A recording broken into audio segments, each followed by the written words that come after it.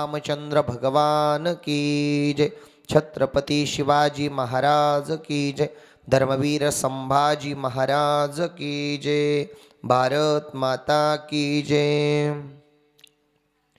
देहाच्या गावा आलिया, देहाच्या गावा आलिया, जन्म मृत्यूच्या सोहळिया, नामनुनिया धनंजया जिया प्रिय। महायोगपीठे तटे भीमरत्यवरं पुंडरिकाय दातुं मुनीन्द्रे, समागततिष्ठं तमानन्दकन्दं परब्रह्मलिङ्गं भजे पाण्डुरङ्गं। पांडुरंगाकृप्रतम नमन, पांडुरंगाकृप्रतम नमन, दोसरे चरण संताचिया, त्यांच्या कृपादानी कथेचा विस्तारू। बाबाजी सद्गुरुदास तुका, मस्तक हे पायावरी, या वारकरी संतांच्या। ओम नमो ज्ञानेश्वरा, ओम नमो ज्ञानेश्वरा, करुणा करा दयाळा, तुमचा अनुग्रह लादलो पावन झालो चराचर्य।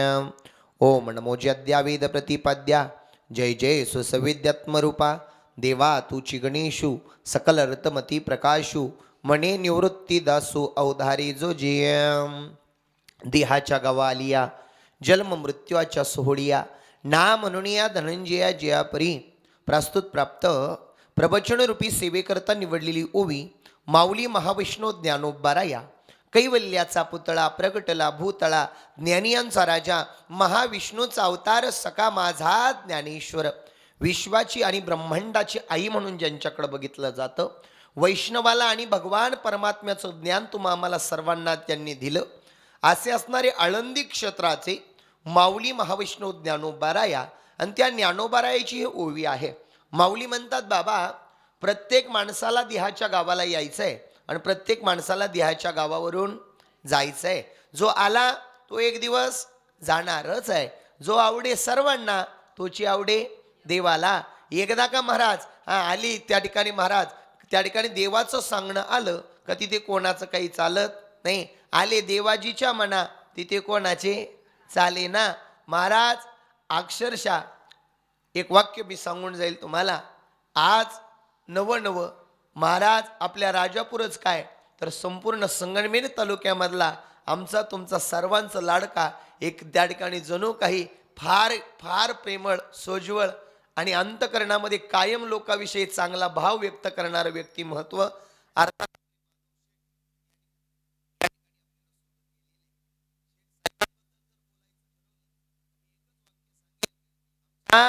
माधव शेठ साहेबांनी काय कमवलं असेल तर त्या ठिकाणी या प्रेमाची माणसं कमवली।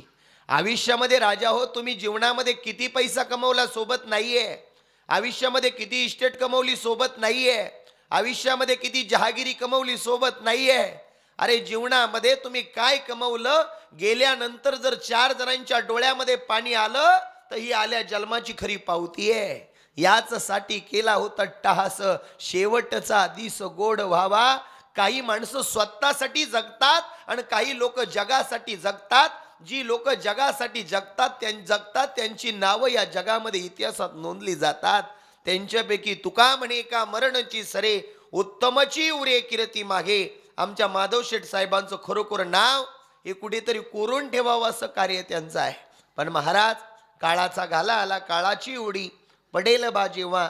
एकदा का यमाचा निरोप आला ना, तिथं प्रत्येकाला जायचंय, तिथं गरीबालाही जायचंय, श्रीमंतालाही जायचंय, राजकारणी व्यक्तिमत्वाला जायचंय, देवाच्या बापाला नाही मुक्काम करता आला। तुम्ही आम्ही कोण येऊ, प्रत्येकाला जायचंय। ज्याचं त्याची वेळ, ज्याचं त्याचं कर्म आणि ज्याचा त्याचा टाइम ठरलेला आहे, ते तुमच्या माझ्या हातामध्ये नाहीये। 2 सोळे त्याच्या हातात आहे। एक वेळेला महाराज बाकीचे सगळे सोळे आम्हाला पैसे देऊन करता येतील, पण हे 2 सोळे फक्त भगवंताच्या हातात आहे, जन्म आणि मृत्यू। महाराज जेवढी लोक दररोज जन्माला येतात ना, तेवढीच लोक दररोज मरतात देखील, ध्यानात ठेवा। म्हणून हे तुमच्या माझ्या हातामध्ये नाहीये। त्या भगवंतानं त्या ठिकाणी महाराज अचानक साहेबांना नेलं। प्रत्येक गावातल्या, प्रत्येक माणसातल्या, प्रत्येक कुटुंबातल्या प्रत्येक माणसाच्या डोळ्यामध्ये पाणी आलं, कारण असा माणूस पुन्हा होणे नाही। महाराज मला अक्षरशः कीर्तन होतं त्या दिवशी अंतविधीच्या वेळेला, माहिती झालं। कारण का माहिती झालं असेल बरं, मी का आलो असेल त्याचं कारण असं आहे, मायबाप हा माणूस असा होता, फक्त माहिती होऊ द्या, कोणाच्या आमंत्रणाची वाट बघत नव्हता। कोणाच्या सुखादुःखामध्ये मला सांगतील अमक्या अमक्याचा कार्यक्रम आहे मग मी जाईल, असं व्यक्तिमत्व नव्हतं। महाराज न सांगता प्रत्येकाच्या सुखादुःखामध्ये हिरारीनं सहभाग घेणारे व्यक्तिमत्व, अंतयात्रेमध्ये बसलेल्या प्रत्येकाच्या अंतकरणाला चटका देऊन जाणारी ही व्यक्तिमत्व होतं महाराज. प्रत्येकाच्या हृदयामध्ये अंतकरणामध्ये एकच होतं, महाराज देवानं असं करायला लागत नव्हतं. पण तुम्ही जगामध्ये बघा, तुम्ही विश्वामध्ये बघा, तुम्ही ब्रह्मांडामध्ये बघा, आतापर्यंत चांगलीच माणसं देवानं नेली. चांगला अभ्यास करा. आतापर्यंत चांगलीच माणसं देवानं नेली. ज्यांचं वय कमी आहे, ज्यांचं वय जायचं नाही, अशीच लोक निघून गेली. महाराज एक सांगू का तुम्हाला, ज्ञानोबा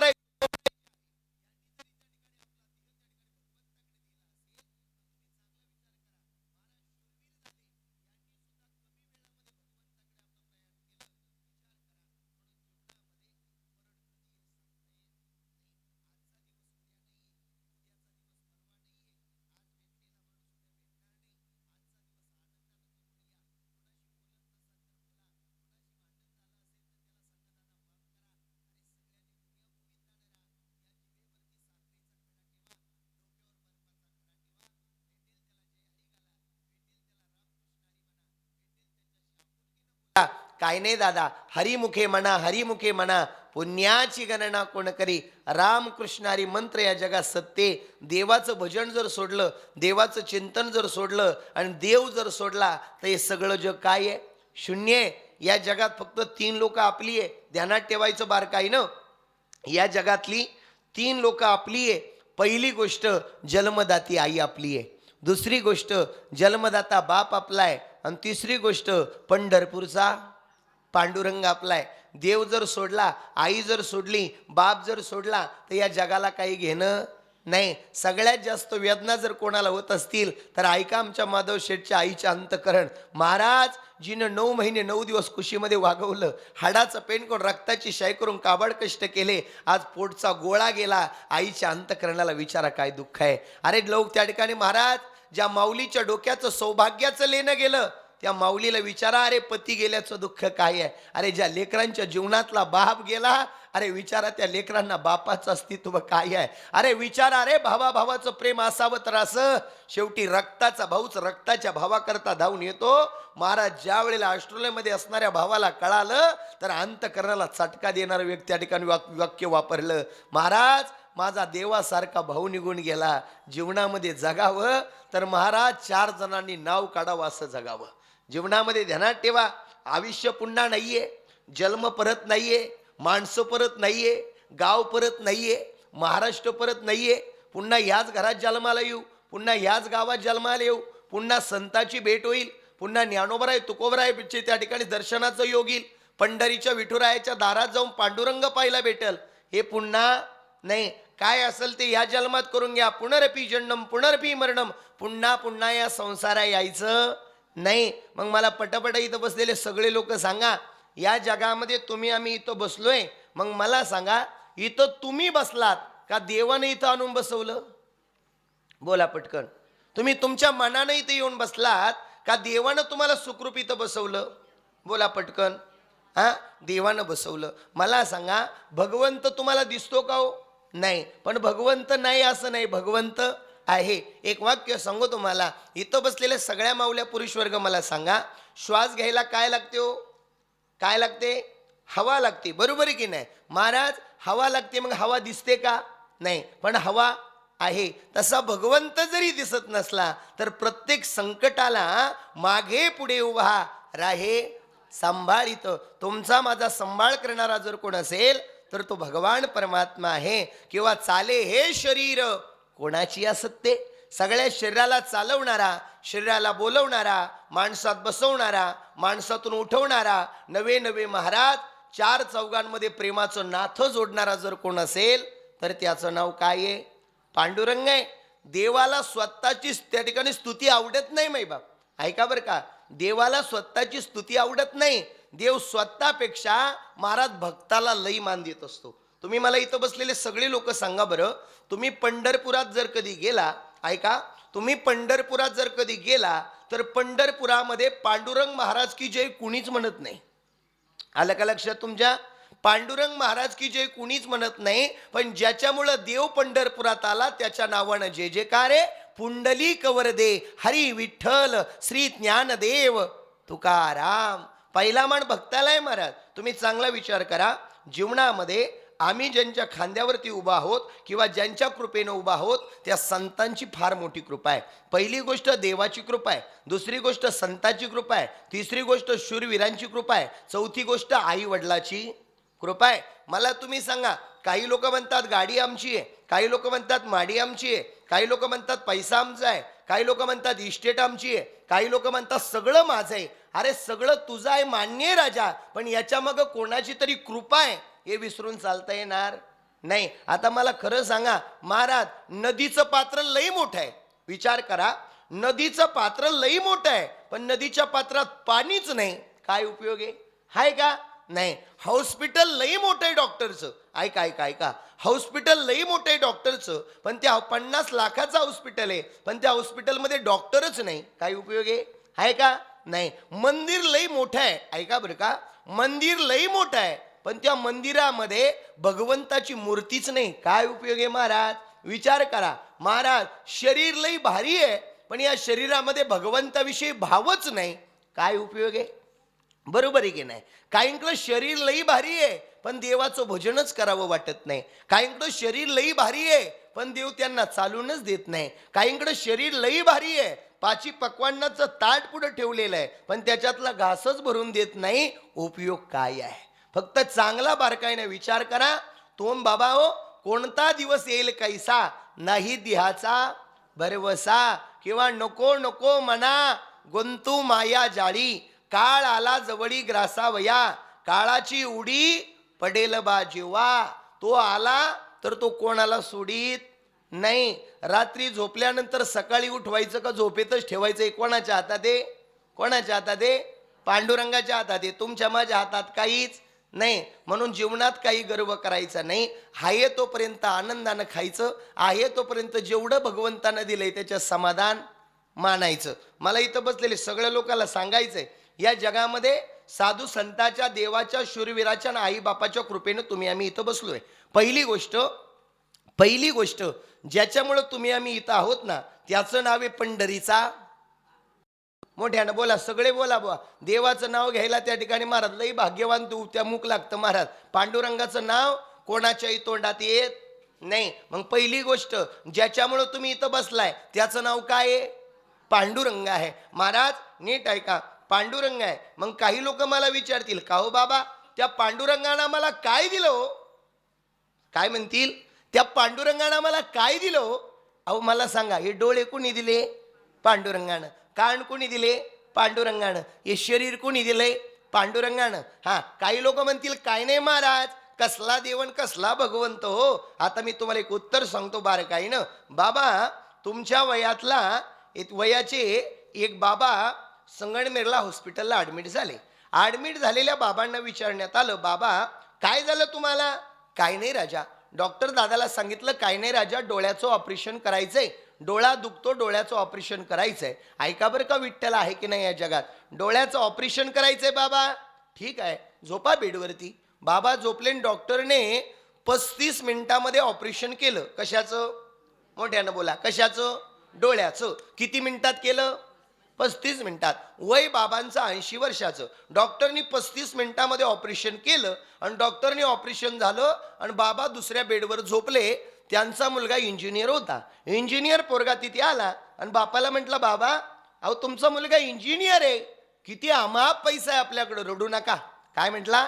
आपल्याकडं अमाप पैसा आहे, रडू नका. का रडता? बाप म्हटला, राजा ऑपरेशन झालं म्हणून रडत नाही रे, डॉक्टरनी 35 मिनिटात 75,000 मागितले म्हणून रडत नाही रे. मग बापाला पोराने विचारलं, का रडता बरं तुम्ही, का रडता? त्या बापानं दिलेलं उत्तर लय गोडे, जाताना घरी घेऊन जा. तो बाप म्हणे, 35 मिनिटात डोळ्याचं ऑपरेशन केलं तर डॉक्टरनी माझ्याकडून 75,000 मागितले. पण ऐका ना, माझ्या पंढरीच्या विठुरायानं बापानं दिलेलं उत्तर किती गोडे सांगितलं. डॉक्टरनी 35 मिनिटात ऑपरेशन केलं तर 35 त्या ठिकाणी 35 मिनिटात ऑपरेशन केलं तर 75,000 रुपये मागितले, पण माझ्या जगाच्या मालकानं पंढरीच्या विठुरायानं 80 वर्ष जिवंत ठेवलं, 1 रुपया सुद्धा मागितला नाही. मग तुम्ही सांगा विठ्ठल आहे की नाही? हा, बोला बोला पटकन, आहे की नाही? महाराज त्याच्याशिवाय या जगात काही चालत नाही. मी कायम सांगतो कीर्तनामध्ये, एक प्रेमानंद नावाचे स्वामी आहे. कुठले? वृंदावनामध्ये. बाबा 22 वर्ष झाली त्या साधूला दोन्ही बाजूच्या किडण्या नाहीये. तुम्ही मोबाईलला सर्च करा बरं. महाराज विठ्ठल आहे की नाही, देव आहे की नाही, तुम्हाला सांगायचंय. महाराज दोन्ही बाजूच्या काय नाहीये? किडण्या नाहीये. महाराज तरी साधू जिवंत आहे. 22 वर्ष झाले महाराज. आम्हाला काटा भरला तर किती वेदना आहे हो, पायाला ठेच लागली तर किती वेदना आहे हो, लोक एखादा वाईट शब्द बोलले तर किती वेदना आहे हो. मग मला सांगा, त्या साधूला दोनही किडण्या नाही तरी जिवंत कसे? कसे असेल जिवंत? ऐका ना, झोपेतून उठलं का पांडुरंगाचं भजन आहे, झोपेतून उठला का काकडा आहे, हरिपाठ आहे, नामस्मरण आहे. भगवंताच्या नामामध्ये किती मोठी ताकद आहे बघा. त्या साधूला मीडियावाल्यांनी विचारलं, का हो साधू बाबा, तुम्हाला दोन्ही बाजूच्या किडण्या नाहीये तरी तुम्ही जिवंत कसे? त्या साधूनं सांगितलं, कोण म्हणे मला किडण्या नाही? काय म्हणे? कोण म्हणे मला किडण्या नाही? अरे मला जरी किडण्या नाही, पण माझ्या 2 किडण्यांवर 2 अधिराज्य करतात. अहो कोण हो? अहो कोण हो? अहो 2 किडण्यांवर कोण अधिराज्य करतात? त्या साधूनं सांगितलं, माझ्या उजव्या किडनीचं नाव राधा आहे. काय सांगितलं? काय सांगितलं मावशी? माझ्या उजव्या किडनीचं नाव राधा आहे आणि डाव्या किडनीचं नाव कृष्ण आहे. मी राधा कृष्ण म्हटलो का मला वाटतं मी जिवंत आहे, आणि देवाचं भजन बंद केलं का मला वाटतं मी मेलेलो आहोत. महाराज 22 वर्ष किडनी नसणाऱ्याला सुद्धा भगवंत जर जिवंत ठेवत असेल तर भगवंत आहे की नाही तुम्ही मला सांगा? आहे की नाही तुम्ही मला सांगा? महाराज मरण हे कोणाला चुकणार नाही, हे तर शाश्वतच आहे. महाराज इथे कोणीच राहण्यासाठी आलेला नाही. आज तुम्ही आम्ही इथं बसलोय, सगळे सुखरूपपणानं घरी जातीलच की नाही याची शाश्वती कहो. घरातून निघालेला माणूस परत घरी येईलच की नाही याची शाश्वती नाही. आयुष्य लई थोडे महाराज. आयुष्य आनंदानं जगून घ्या, प्रेमानं जगून घ्या. पाखरू जसं त्या ठिकाणी महाराज एखाद्या कंसावर बसलेलं असतं ना, आणि त्या पाखरानं ठरवलं की आपल्याला उडून जायचं, तसं एक दिवस महाराज त्याचा निरोप आला का त्या पाखरासारखं आपल्याला भुरकून दिवशी निघून जायचंय. महाराज पाहण्यासाठी आम्ही राहणार नाही. मग पटकन सांगा, एखाद्यानं जर तुम्हाला प्रश्न केला, हे शरीर कुणी दिलं, तर तुम्ही काय उत्तर द्याल? काय उत्तर द्याल? पांडुरंगानं दिलं. वा वा वा, पांडुरंगानं दिलं. हां, आता दुसरी गोष्ट, तुम्हाला जर एखाद्यानं विचारलं, तुम्ही भगवंताच्या दारात ज्ञान प्राप्त करायला आलात, मग तुम्हाला ज्ञान कुणी दिलं, तर तुम्ही काय उत्तर द्याल? पांडुरंगाने दिलं, मान्य आहे, पण ज्ञान ज्यांनी दिलं त्यांचं नाव ज्ञानोबा आहे. काय नाव आहे? काय नाव आहे? ज्ञानोबा आहे. मग काही लोक म्हणतील, महाराज मग ज्ञानोबा रायाला देवामध्ये बदल का? देवात आणि ज्ञानोबात बदल नाही. देवतेची संत, संततीची देव. देव आणि संत ही वेगळी नाही. देव संत जी आहे, ही संतांनी देवाचं नामस्मरण केलं आणि काळ जिंकला. तुकाराम तुकाराम नाम घेता कापे यम, धन्य तुकोबा समर्थ तेने केला पुरुषार्थ. जडी दगडा सहित वह्या तारिल्या जैस्या लाह्या. महाराज ज्यांच्या नावानं यम घाबरत होता, त्या तुकोबरायनं काय कमवलं? विषय तो त्यांचा झाला नारायण. त्यांनी आपला विषय नारायण केला. आणि एक वाक्य तुम्हाला सांगू का, या जगामध्ये जर माणसाचं जीवनाचा उद्धार करायचा असेल तर करा हरिभक्ती, परलोका येईल कामा. किंवा अंतकाळीचा सोयरा. तुका म्हणे, विठुधारा तुमचा माझा एकच सोयरा आहे, त्याचं नाव काय आहे? पांडुरंग आहे. पांडुरंग जर सोडला तर या जगामधलं सगळं जग लबाडे, भामटे, स्वार्थी आहे. देवच आपला सर्व करता आहे, करविता आहे. किंवा आई वडीलच आपले सगळे करता करविता आहेत. मग मला सांगा, एखाद्यानं विचारलं, ज्ञानोबानं मला काय दिलं? ज्ञानोबानं ज्ञान दिलं. काही लोक म्हणतील, ज्ञान म्हणजे नेमकी काय? आई लेकराला काय करते हो? काय करते? जीवापाड प्रेम करते. बाप लेकरासाठी काय करतो हो? जीवापाड प्रेम करतो. एखाद्या आईला जर विचारलं, एखाद्या बापाला जर विचारलं, आता इथं बसलेल्या सगळ्या माऊल्या बसलेल्या, मी तुम्हाला एक प्रश्न विचारतो, मला पटकन उत्तर द्या. मावशी, एखाद्या माऊलीच्या पोटामध्ये गर्भ आहे, एखाद्या माऊलीच्या पोटामध्ये गर्भ आहे, 9 महिन्याचा गर्भ आहे, छोटंसं बाळ आहे, आणि त्या आईला जर डॉक्टरने विचारलं, आई एक वेळेला तुझ्या पोटातलं बाळ जगल किंवा तू जगल, तुम्ही काय उत्तर द्याल बरं? तुम्ही बोलायच्यात, मी सांगू का तुम्ही काय उत्तर द्याल? तुम्ही म्हणशाल महाराज आई मेली तर चालेल, परंतु बाळ जगलं पाहिजे, हे आईचं प्रेम आहे. एक वाक्य सांगू, ज्ञानोबा राया ही तुमची माझी काय आहे? काय आहे?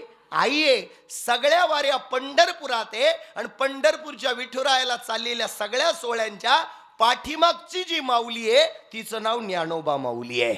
आलं लक्षामध्ये? ज्ञान म्हणजे ज्ञानोबा, नाथाची शांत आणि संयमीचा संदेश. बघा, जीवनामध्ये कुणी निंदू कुणी वंदू, लोकांकडे लक्ष देऊन वेळ वाया घालायचा नाही. लोकाला काय आवडतं याचा विचार करायचा नाही. आपण केलेलं चांगलं काम देवाला आवडलं पाहिजे म्हणून चांगलं वागायचं. आणि एक वाक्य तुम्हाला सांगू का, कधीच कोणाचे दिवस बसून राहती नाही, दिवस फिरायला वेळ लागती नाही. देव कधी त्या ठिकाणी, महाराज कधी कोणाचे दिवस बसू देत नाही. आज मिरची भाकर आहे ना, कष्टानं खा, एक दिवस पाची पकवान भेटन, पण थोडासा संयम ठेवा. महाराज देवाच्या दरबारामध्ये देवाच्या न्यायालयामध्ये दमादमानं गुन्हे ध्यानात ठेवायचं बरं का. पटकन सांगतो तुम्हाला, ऐका. काही लोक म्हणतील नाथबाबांना आम्हाला काय दिलं? पैठणच्या नाथबाबांना आम्हाला शांतीचा संदेश दिला. यवन अंगावरी थुंकला, प्रसाद देऊनिया मुक्त केला.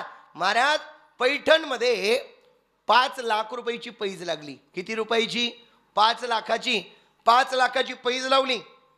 म्हटले जो नाथबाबाला राग आणून दाखेल त्याला 5 लाख रुपये. बघा बरं का महाराज, काय म्हटले? ज्या राग आणून दाखवेल त्याला किती रुपये? 5 लाख रुपये. नाथबाबाला राग आणून दाखवायचा आहे. नाथबाबाला राग येत नव्हता महाराज. कोणी निंदू कोणी वंदू, त्यांचा स्वभाव फक्त पांडुरंग आणली पांडुरंग. देव सोडून दुसरं काही विचार नाही. महाराज मनामध्ये भाव होता, मनामध्ये श्रद्धा होती. आणि माझ्या नाथबाबा जेवायला बसले बरं का. बाबा जेवणाचं ताट केलं आणि माझ्या नाथबाबाच्या पत्नीनं जेवण वाढायला सुरुवात केली. नाथबाबा जेवणाचा ताटातला घास तोंडात घालणार तेवढ्यामध्ये नाथबाबाच्या पत्नीच्या पाटकुळी एक नास्तिक प्रवृत्तीचा 5 लाख रुपये बक्षीस मी जिंकणारे हा विचार करणारे ग्रस्त नाथबाबाच्या पत्नीच्या पाटकुळी येऊन बसला. ऐका ना आता प्रसंग. नाथबाबा ओरडले, ए अगं ते बाळ पडल ना. नाथाची बायको काय म्हटली माहिती का? का हो, आई कुठं लेकराला पडून देते का? काय म्हटली? काय म्हटली? आई कुठं लेकराला पडून देते का? याला काय म्हणतात? शांत आणि संयमीचा संदेश. एवढं कार्य पाहून जगाच्या मालकानं 36 वर्ष, 1 वर्ष नाही, 2 वर्ष नाही, 3 वर्ष नाही, तब्बल 36 वर्ष नाथबाबाच्या घरी माझ्या जगाच्या मालकानं काय केलं? 36 वर्ष पाणी वाहिलं. 36 वर्ष काम केलं. कशाची पावती आहे? भक्तीची पावती आहे. का भक्ती? संतांनी काळ जिंकला. ऐका, एक वाक्य तुम्हाला सांगून जातो जाता जाता. नाथबाबानं काळ जिंकला. कसा जिंकला? एक दिवस माझ्या नाथबाबांच्या दरबारामध्ये, पैठणच्या दरबारामध्ये नाथबाबा गेले. सगळ्या गावात बातमी पसरली, पैठणचे नाथबाबा गेले, पैठणचे नाथबाबा गेले, नाथबाबा गेले, नाथबाबा गेले. सगळ्या गावागावामध्ये चर्चा झाली. आणि नाथबाबा गेले म्हटल्यानंतर नाथांचं प्रेत उचललं. ऐका, नाथबाबांचं प्रेत उचललं, गावाच्या वेशीवर आलं.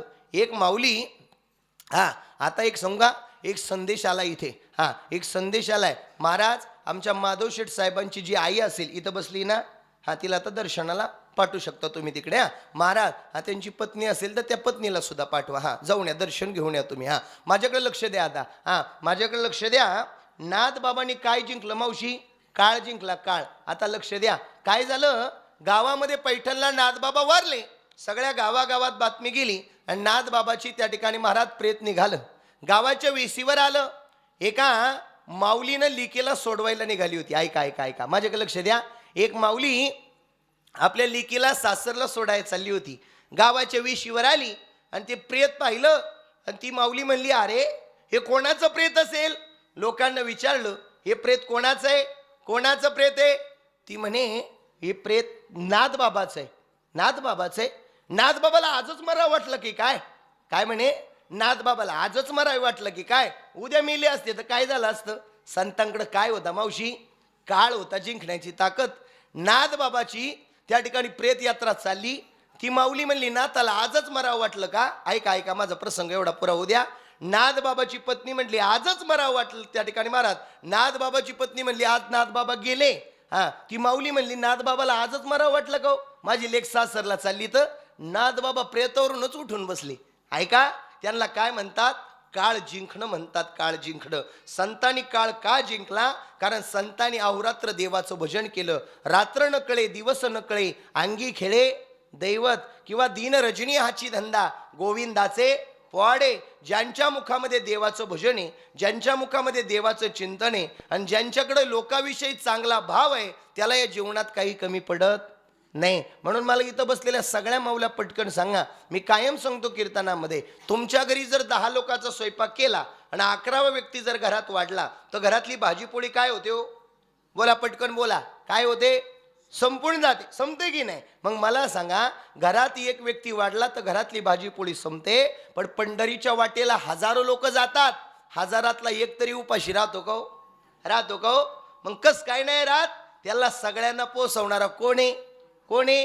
पंढरीचा पांडुरंग आहे. मग त्याची कृपा करायची, त्याचं भजन करायचं, त्याचं चिंतन करायचं. तो आपल्या सोबत असेल ना. मी कायम सांगतो, जगामध्ये हे जग सगळं विरोधात जाऊ द्या बा, सगळं जग आपल्या सोबत नसू द्या, फक्त एक व्यक्ती आपल्या बरोबर असला पाहिजे, फक्त पंढरीचा पांडुरंग. आता मला इथं बसलेल्या सगळ्या मायमाऊल्या सांगा, तुम्ही दशक्रिया विधीला आलात ना, साहेबांच्या दशक्रिया विधीला आलात ना, इथं माऊल्या त्या ठिकाणी एवढे आलाय, पुरुष वर्ग एवढा आलाय, 10व्याला तर अक्षरशः जागा मावत नव्हती. महाराज, या माणसानं लई प्रेमाची धागे जोडली गाड्या, लई प्रेमाची धागे जोडली. निस्त्या राजापूरची गर्दी नाही, निस्ती गुंजळवाडीची गर्दी नाही, ही संपूर्ण संगमनेर तालुक्याची गर्दी आहे. तुम्ही म्हणाल का का? अरे या माणसानं काय केलं सांगो? अरे ज्याच्या घरामध्ये दिवा लागत नव्हता त्याच्या घरात दिवा लावला, म्हणून आज ही सगळी प्रेमाची गर्दी आहे. अरे एखाद्या माऊलीला जर त्या ठिकाणी, महाराज एखाद्या माऊलीच्या लिकीचं लग्न आहे आणि त्या लिकीच्या लग्नासाठी जर त्या ठिकाणी पैशाची अडचण असेल, तर खिशाला लागलेल्या खिशात हात घातल्यानंतर मिळालेले सगळेच्या सगळे पैसे त्या माऊलीच्या लिकीच्या लग्नाला देणारा देव माणूस हरपलाय. महाराज सिंधुताई सपकाळ म्हणतात, या जगामध्ये माणसाला जर मोठं व्हायचं असेल तर मरावं लागतं. काय म्हणतात? मोठं व्हायचं असेल तर मरावं लागतं, आणि मेल्यानंतर ज्याला मोठं म्हणलं जातं त्याचं नाव महाराष्ट्र आहे. महाराज 10 दिवस कसे बोल बोल करता निघून गेले, लोकांना भाकरी गोड नाही लागल्या. महाराज प्रत्येकाच्या अंतकरणात भाव होता. महाराज गावानं आमच्या माधव शेठ साहेबाला महाराज त्या ठिकाणी सरपंच पद दिलं. 2 वर्ष महाराज सरपंच पदावर त्या ठिकाणी महाराज 2 पंचवार्षिक सरपंच असणारे आपले त्या ठिकाणी महाराज माधव शेठ साहेब होते. पंचायत समितीमध्ये काम केलं, कौतुकाची थाप मारली. संजय गांधी निराधार योजनेचे अध्यक्ष झाले. महाराज सगळ्यांशी प्रेमानं वागले, कधी जीवनात कोणाची निंदा केली नाही, कोणाचं वैर केलं नाही, कोणाचा अपमान केला नाही. अरे राजा हो, मी त्या 10व्यामध्ये मौतीमध्ये असताना मला अशी काही लोक तिथे बसलेली लोक असताना भेटली. एक व्यक्ती म्हणायचा, आमच्या गावचा छत्रपती गेला, तसं तसं डोळ्यामध्ये पाणी यायचं. काही योगजण म्हणायचं, आमच्या गावचा संभाजी गेला, तसं ढसा डोळ्यात पाणी यायचं. अरे शेतकऱ्याची जाणीव असणारा देव माणूस आपल्यातून निघून गेलाय. आज निस्ता माधव शेठ दादांच्या कुटुंबाला दुःख झालं नाही, तर गावातला प्रत्येकाच्या माऊलीच्या डोळ्यात पाणी आहे असा देव माणूस पुन्हा होणे नाही. काही लोक महाराज खरंच अंतकरणापासून गावावर प्रेम करतात, अंतकरणापासून लोकांवर प्रेम करतात. अरे कुणी येऊ द्या, कधी कोणाला त्रास दिला नाही या माणसानं, कधी कोणाशी वाईट वागला नाही हा माणूस, कधी कोणाचं मन दुखणं असं कधी वागला नाही. अरे भेटलं तर भेटलं त्या ठिकाणी मान, नाही भेटला तर सरळ खाली बसून राहायचा. मी आता पाठीमागं त्या गंगा पूजनाच्या कार्यक्रमाला आलतो दादा, मला एवढं भरून आलं ना अंतकरण. महाराज सगळी ज्येष्ठ श्रेष्ठ लोक त्या गंगा पूजनाला विठाई लॉन्स मध्ये बसले होते. आणि हा माणूस काय करीत होता माहिती का दादा? 11:15 वाजता हे माधव शेठ साहेब पाठीमाग 2-3 मित्रांना घेऊन चटाया टाकीत होते. का बरं? अरे उशीर झाला आहे, लोक जेवले पाहिजे. महाराज तुम्ही आम्ही म्हणलं श्राद्धांजली देव देईल. अरे तुम्ही आम्ही म्हणण्यापेक्षा माझा जगाच्या मालकानं श्राद्धांजली दिली आहे. त्याचं कारण आहे हनुमान जयंतीला दाव आला हे भाग्य आहे. काय वाटतं महाराज? तुका म्हणे का मरणची सरे, उत्तमची उरे कीर्ती मागे. महाराज अशा थोड्या लोकांची कीर्ती माग राहते या जगामध्ये. महाराज जाता जाता एवढं वाक्य घेऊन जा. जेवणामध्ये साहेबाकडं काय होतं? अरे लोखंड जर वितळलं तर अवझरे तयार होतात. काय होतात? लोखंड जर वितळलं तर अवझरे तयार होतात. सोनं जर वितळलं तर दागिने तयार होतात. माती जर नरम झाली तर शेती तयार होते. माती जर नरम झाली तर शेती तयार होते. ऐका महाराज तसा माणूस जर नम्र झाला तर माणसाचा देव तयार होतो. आणि मी सांगल आमचा तुमच्या सगळ्यांचा देव जर कोण असेल तर माधव शेठ सारखा माणूस देव होता महाराज. कारण स्वतःच्या प्रपंचासाठी कमी रखडणारा आणि लोकांचे प्रपंच जास्त फुलवणारा देव माणूस आपल्यातून गेलाय. काय वाटतं महाराज? अंतकरणामध्ये असं जगावं बा माणसानं, जीवनामध्ये गेल्यानंतर सुद्धा प्रत्येकाला वाटावं देवा गेलेला माणूस परत दे, असं जगावं माणसानं. बरोबर आहे की नाही? एवढं उदाहरण जाताना घेऊन जा महाराज. जीवनामध्ये प्रत्येकाला जायचंय, कोण या जगामध्ये राहायला आलं नाही. मला एक गोष्टीचं उत्तर तुम्ही इथं बसलेले सगळे लोक द्या. या जगामध्ये देव श्रेष्ठ आहे का आईबाप श्रेष्ठ आहे? बोला पटापटा, मोठ्यानं बोला पटापटा पटापटा. थोडं थोडं पुढे सरका मावशी, मागच्या माऊल्यांना बसता येईल म्हणजे. पुढे पुढे सरका, थोडे थोडे. हा सरका पुढे पुढे. हा बस बस बस बस. हा सरका सरका सरका. हा मला पटकन सांगा इथं बसलेल्या माई माऊल्या हो, या जगामध्ये देव श्रेष्ठ आहे का आईबाप श्रेष्ठ आहे? बोला बोला पटापटा, सगळे पण बोला. बोलायला पैसे लागत नाही. मग देव श्रेष्ठ आहे का आईबाप श्रेष्ठ आहे? मोठ्यानं सगळ्यांच्या वाढणीतून आलं पाहिजे बुवा. आईबाप श्रेष्ठ आहे. आता मला सांगा, आईबाप श्रेष्ठ आहे, मग आईबाप श्रेष्ठ का बरं? का बरं? ऐका ना ऐका ना, लेकरू कसंही असू द्या पण आईबापासाठी ते काय आहे? काळजाचा तुकडा आहे. तुकोबरायला सगळ्यांनी विचारलं, तुकोबराया अहो तुमच्या गाथा इंद्रायणीमध्ये तरल्या, तुकोबराया अहो तुम्हाला देव भेटायला आला, तुकोबराया तुमच्या मिरच्याचा व्यापार करायला देव आला. मग का हो तुकोबराया तुम्ही लई मोठे? तुकोबराया म्हटले मी नाही मोठा, माझ्या आईबापानं जर जन्म दिला नसता तर मी कस काय मोठा झालो असतो. म्हणून विचार करा. काही लोक म्हणतात सगळं माझं आहे. ऐका ऐका ऐका, काही लोक म्हणतात सगळं माझं आहे. अरे आमचं तुमचं काहीच नाही, याच्या मग आमच्या आईबापाचं आहे. काय वाटतं महाराज? मग इथं बसलेले मला सगळ्या माऊल्या सांगा, मग आईबाप श्रेष्ठ का देव श्रेष्ठ? आईबाप श्रेष्ठ. मग मला सांगा, जेव्हा आई जन्माला आली नव्हती, बापही जन्माला आला नव्हता, पशुही नव्हते, पक्षीही नव्हते, गावही नव्हतं, तालुकाही नव्हता, जिल्हाही नव्हता, तेव्हा कोण होतं? कोण होतं? मग सांगा, देव श्रेष्ठ का आईबाप श्रेष्ठ? मोठ्यानं बोला ना. आईबाप श्रेष्ठ. त्याचं कारण आहे, पंढरपूरचा पांडुरंग गोकुळ सोडून पंढरपुरात का आला? आलं का लक्षात तुमच्या? का आला हो? का आला हो? का आला?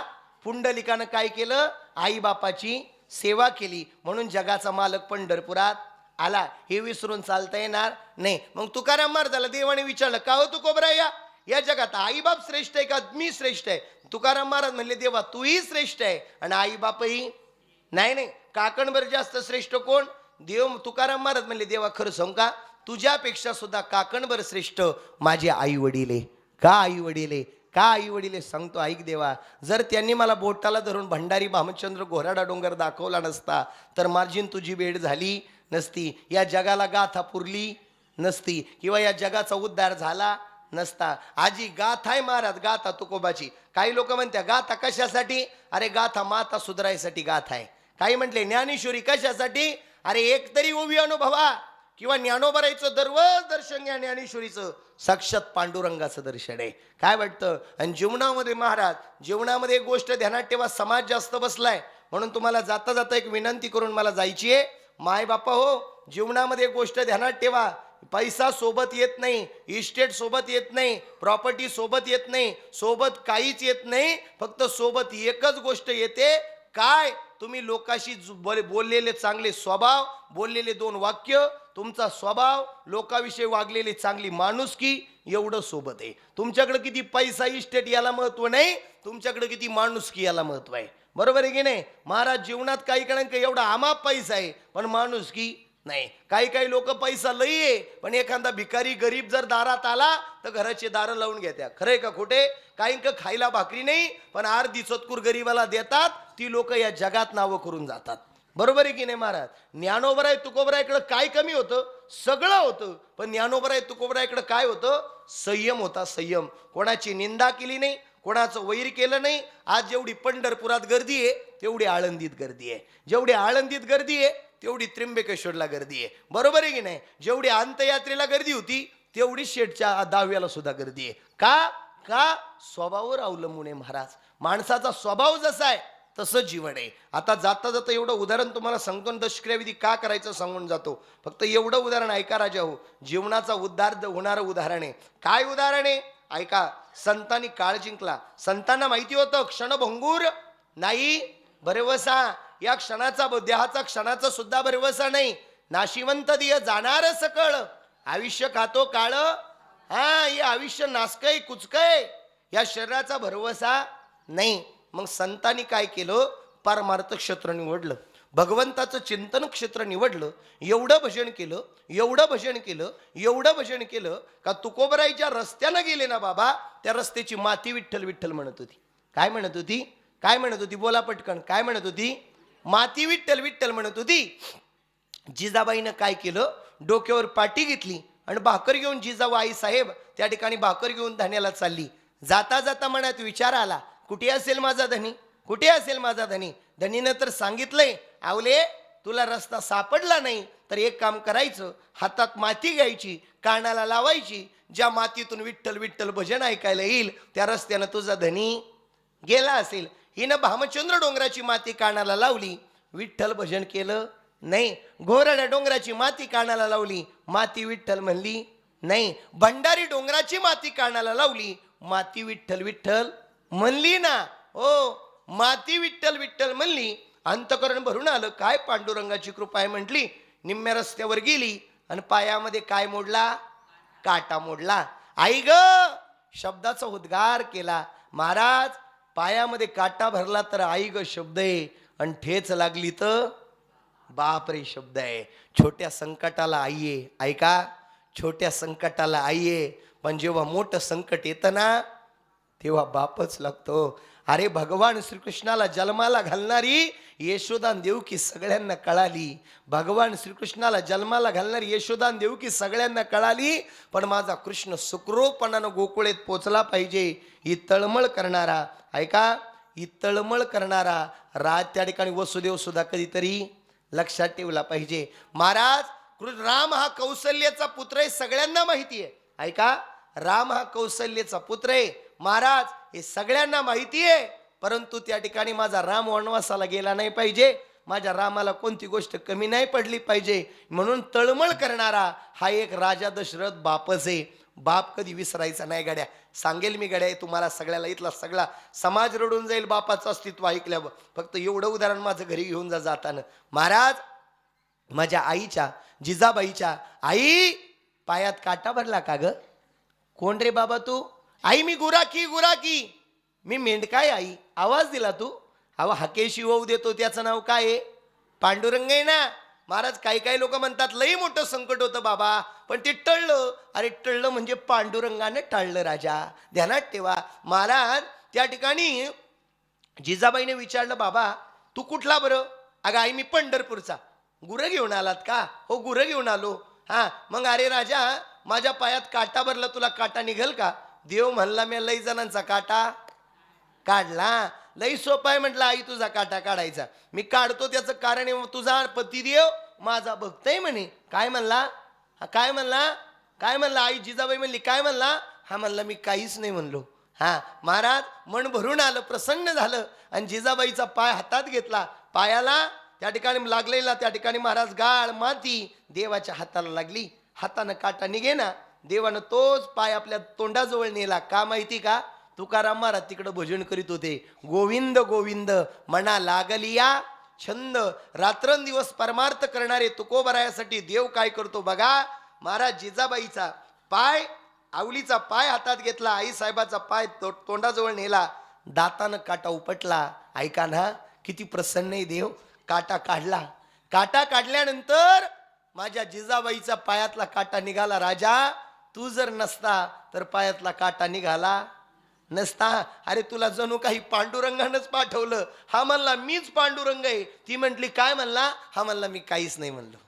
ऐका ऐका ऐका, किती देव गोड आहे बघा ना, किती गोड आहे देव. महाराज जिजाबाईनं काय केलं, समोर भाकरीचं त्या ठिकाणी महाराज भाकर होती, त्या भाकरी पटकुरं होतं, पटकुरं. ते पटकुरं हातात घेतलं जिजाबाई साहेबानं. हा देव म्हटलं ए आई अगं त्या भाकरीचं पटकुरं जर घेतलं आणि भाकर कडक झाली तर माझ्या तुकोबाला भाकर चावणार नाही. बघा देव किती काळजी करतो भक्ताची गाड्या. हा हा महाराज चावणार नाही म्हणे माझ्या तुकोबाला. त्या ठिकाणी महाराज प्रसंग असा घडला, चावणार नाही म्हणे असं म्हटल्यानंतर प्रसंग असा घडला. ऐका ऐका ऐका, प्रसंग असा घडला. आई म्हटली मग राजा आता हेही पटकुरं घेऊ देत नाही, माझ्याही लुगड्याचं पटकुरं फाडू देत नाही, मग पायातून तर रक्त येतंय, मग पायाला तर काहीतरी बांधलं पाहिजे ना. मग महाराज मग देव म्हणला आई तू काळजी नको न करू, अगं मी सगळ्या जगाची काळजी करतो, तू कशाला तुझ्या पायाची काळजी करते, मी आहे ना मी आहे ना.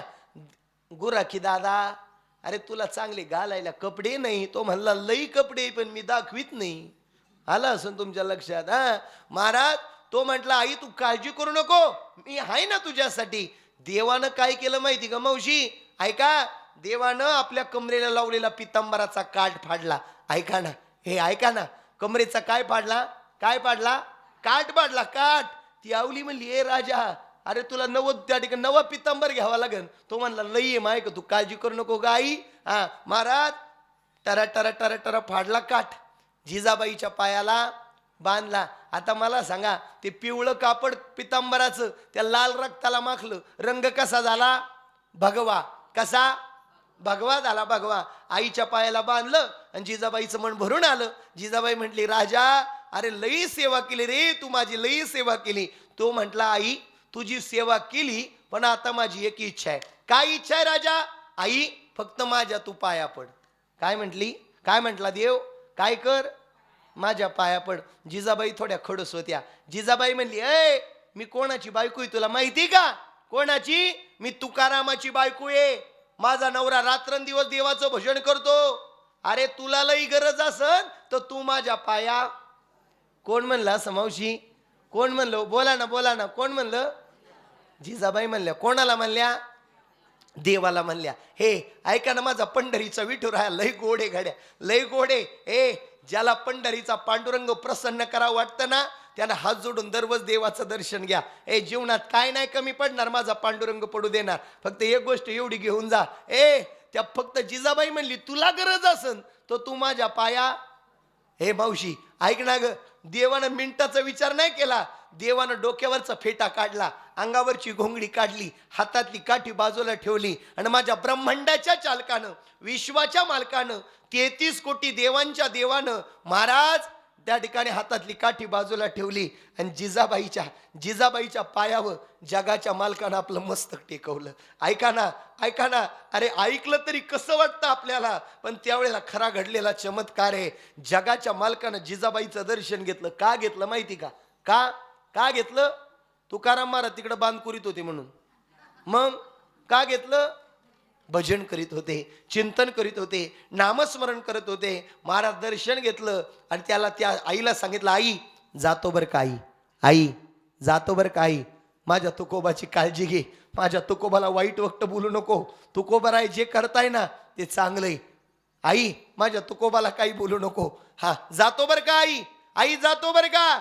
आणि सांग गुराख्यानं पंढरपूरला बोलवलंय म्हणावं.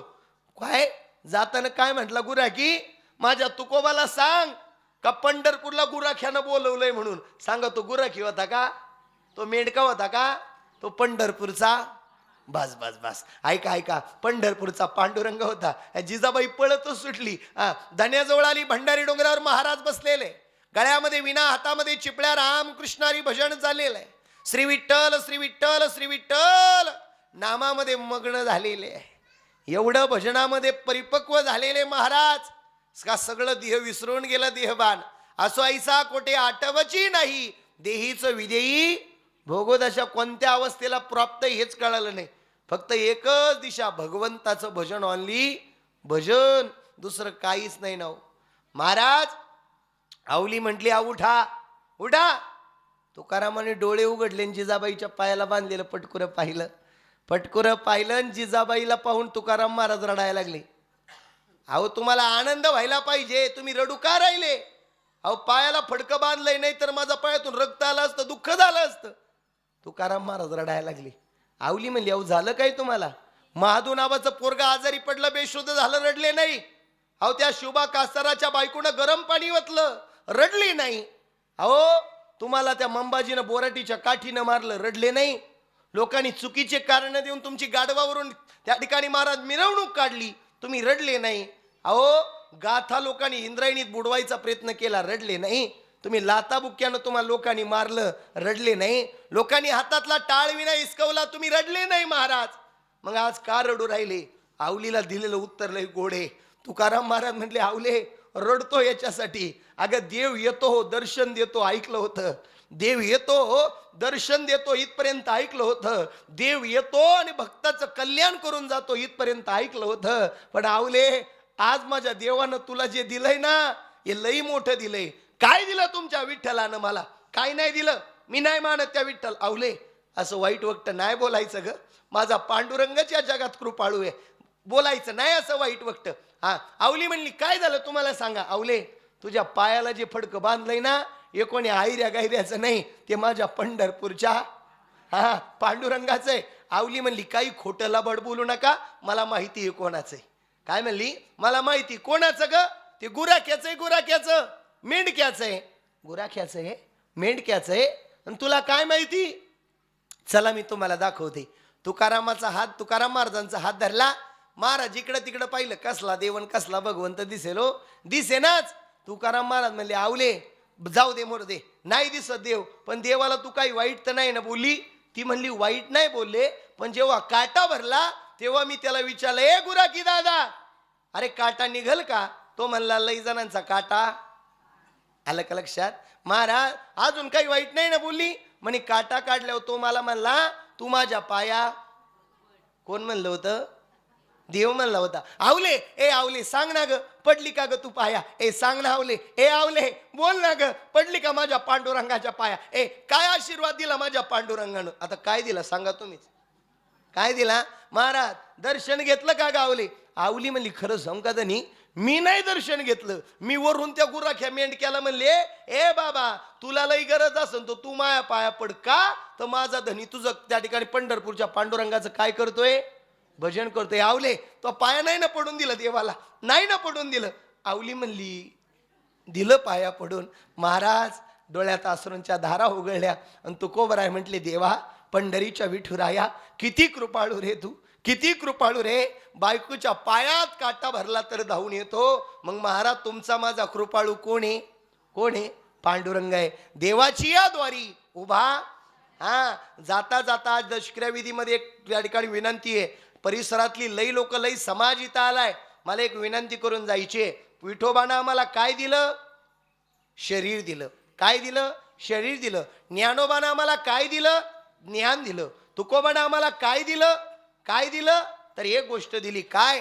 त्यांच्या गुरुनं त्यांना दिलं बाबाजी चैतन्य, सांगितले नाव, मंत्र दिला राम कृष्ण हरी. एक विनंती करून जायची सगळ्या समाजाला. आज खरी शेठला जर श्राद्धांजली आपल्याला कोणत्या रूपाने द्यायची असेल तर एक श्राद्धांजली द्यायची.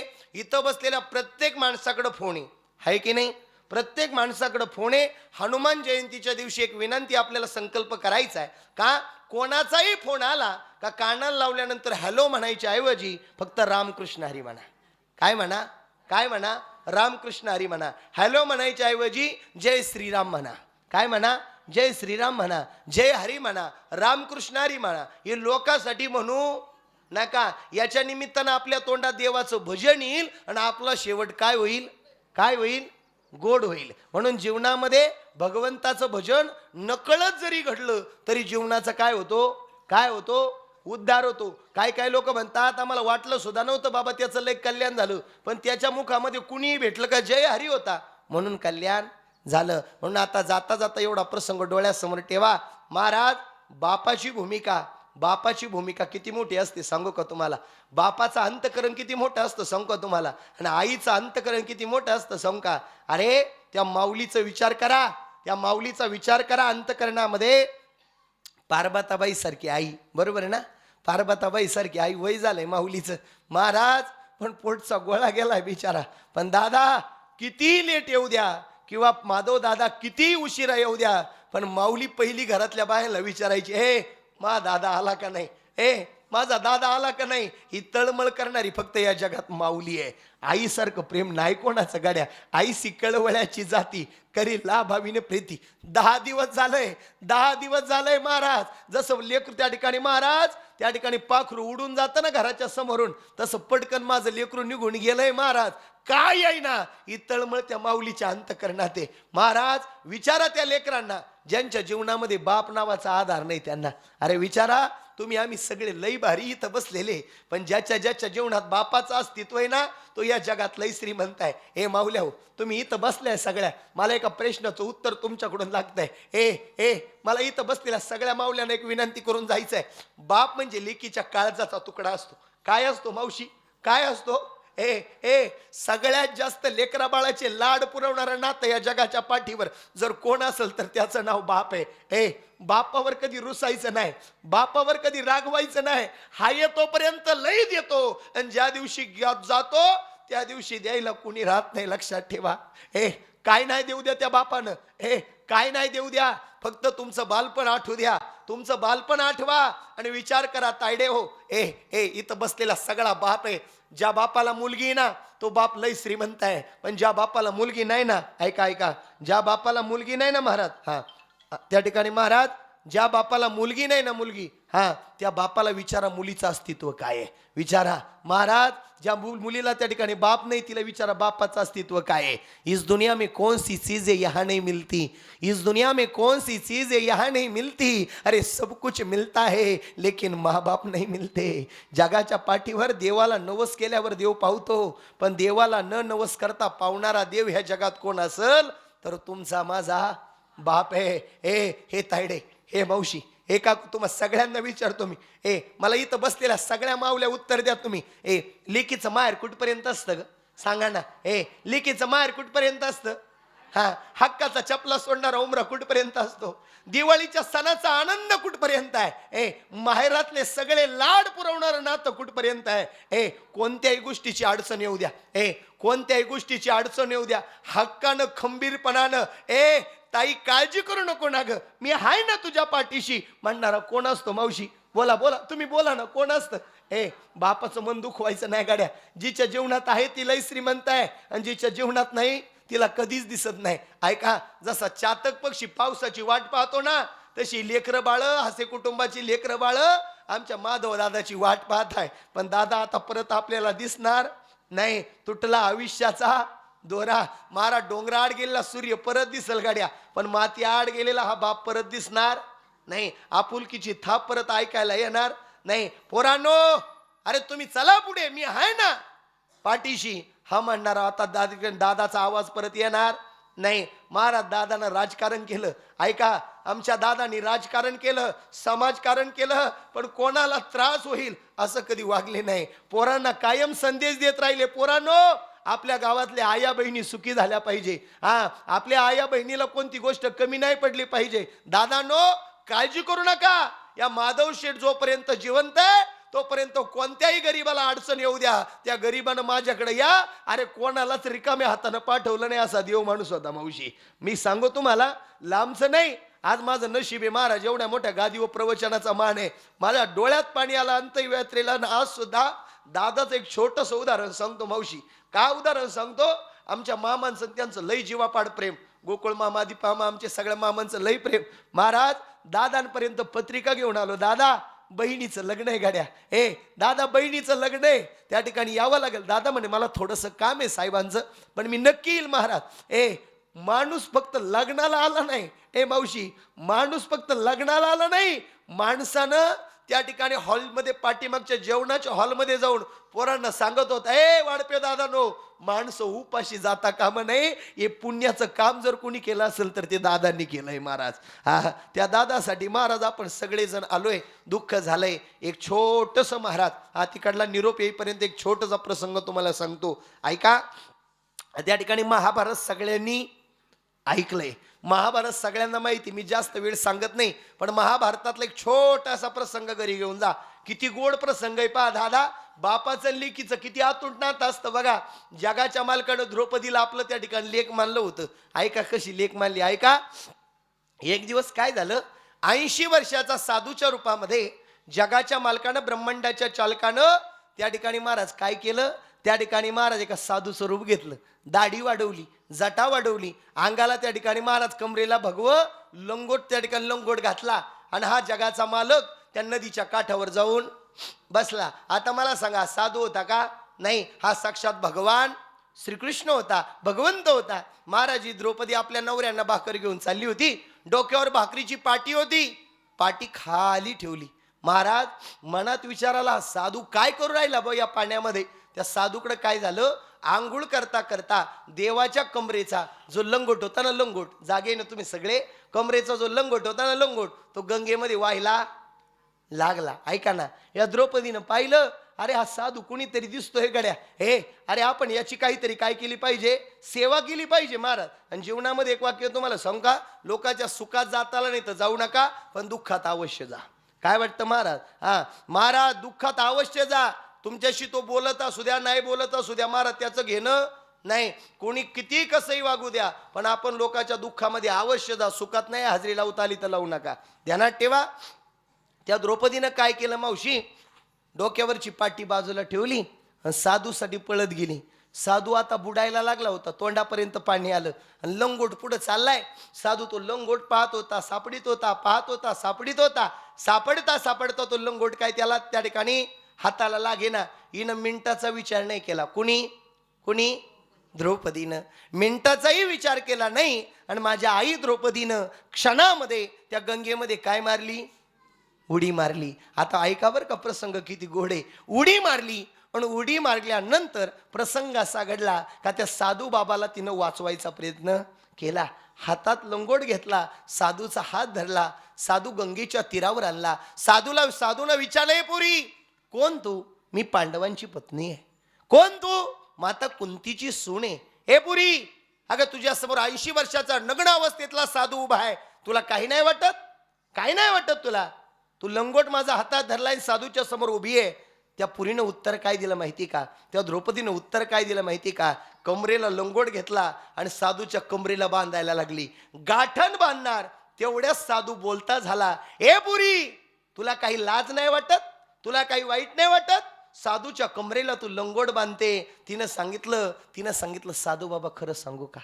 खरं सांगू का, मला लाज नाही वाटली, वाईट नाही वाटलं. त्याचं कारण आहे, साधू बाबा तुम्ही नग्न अवस्थेत आहे, तुमचा लंगोट निसटला होता. हे खरं सांगू का, तुमच्या जाग्यावर. ऐकलं का मावशी? ऐका, जाताना घरी घेऊन जा एवढं वाक्य. हा काय उत्तर दिलं? द्रौपदी म्हणली, साधू बाबा तुमच्या जाग्यावर माझा स्वतःचा बाप असता तर एका लेकीनं बापाच्या कमरेला लंगोट नसता का बांधला? काय उत्तर दिलं? एका लेकीनं बापाच्या कमरेला लंगोट नसता का बांधला? अहो बाप म्हातारा झाला म्हणून लेकीचं कर्तव्य बापाला आंघोळ घालायचं नाही का? काय म्हणे?